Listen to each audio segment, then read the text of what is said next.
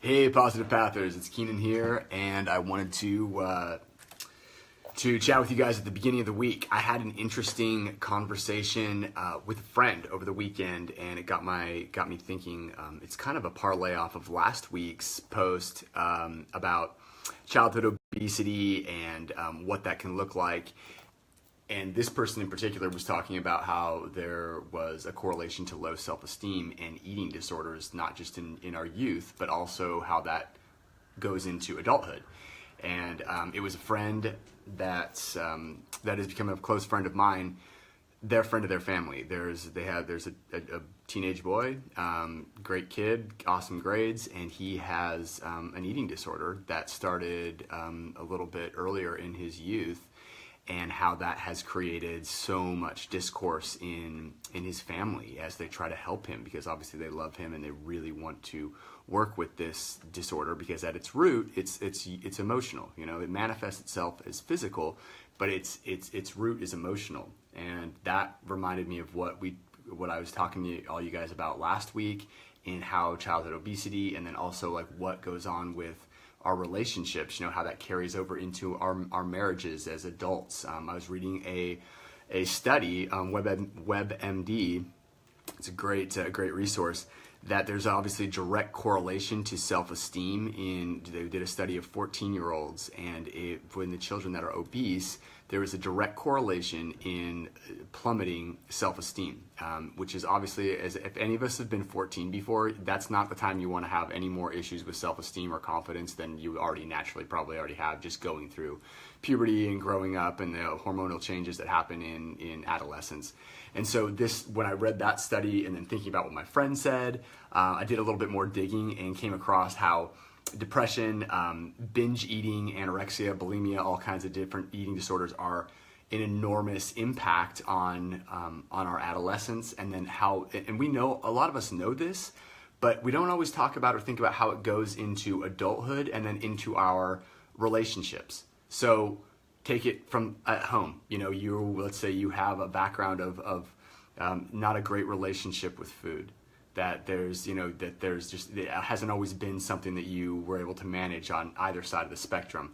Well, now you're creating a family and a culture around your family, and by default, if a parent doesn't have a great relationship with food, they begin to mirror that for their children, and so then you'll see the child take on the habits of the parent. And so my point in saying all this is, after talking to my friend and really getting my wheels turning, reading up on some of these other studies and some of the stuff that we know as a culture, but is still a massive problem. Obesity is on the rise in the Western world. We all know that.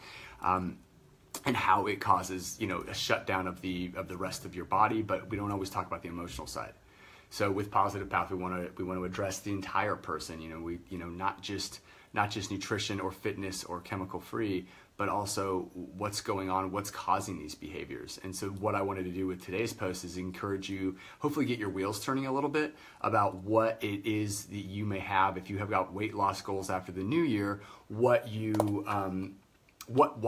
that was a problem in the first place. How did the weight gain happen in the first place? Whether it's 10 pounds or a lot of weight, there's a reason behind that. Your hunger cues naturally tell you that you're full.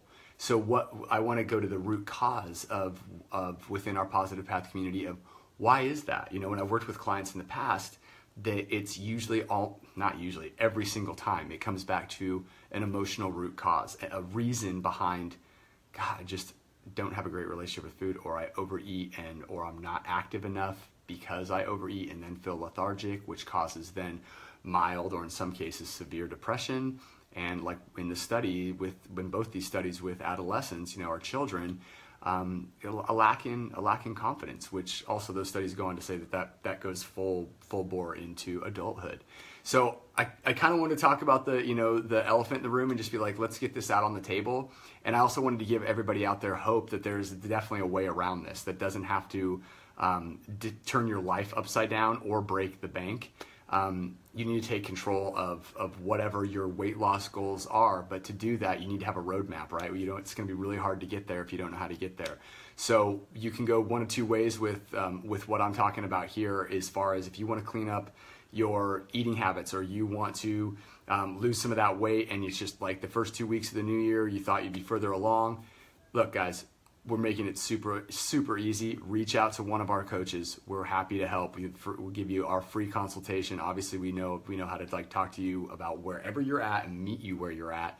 Our coaches have years of experience between our full staff, and we would love to sit and just talk to you, see where you're at and meet you where you're at and help you formulate a plan for you to get to where you want to go. And also the fallout of this, the back end of this, oftentimes again doesn't get talked about, is this is what you take back to your family. This is what you take back to your spouse, to your kids. So what you're doing is what they're going to begin to mirror and to show you. I mean, you're going to show them. And so that's why this is so important, because it goes way further than just yourself and what you have.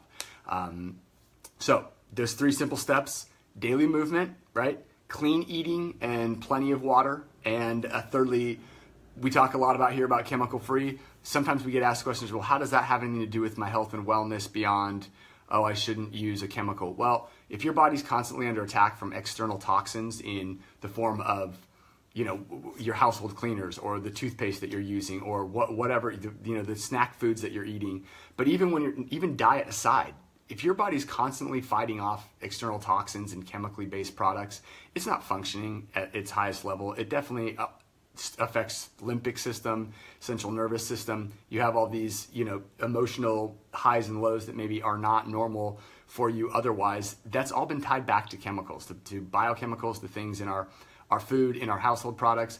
So if you're fighting that off, I get this question a lot. If you're having to constantly have a mounted defense, your body's mounting a defense against that at all times, that's definitely going to affect how quickly you can get to your goals as far as how well your body's digesting food, how well your body is using the fuels that you do give it in a way that is optimal to you losing weight, to you enjoying a workout and it not feeling like, oh God, but this is something you're actually enjoying. So these work in synergy, and that's what our coaches do. We bring all those those 3 points together to help you make a decision on what the best progression forward is for you and your current lifestyle.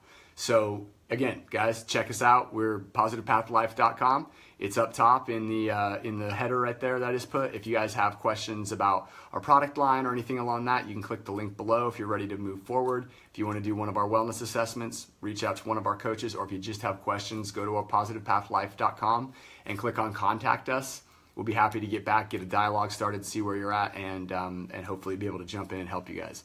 We appreciate all the feedback we've been getting, and I hope that first post of the week is valuable for you guys. We will be live again in a couple days. All right, make it a positive path day.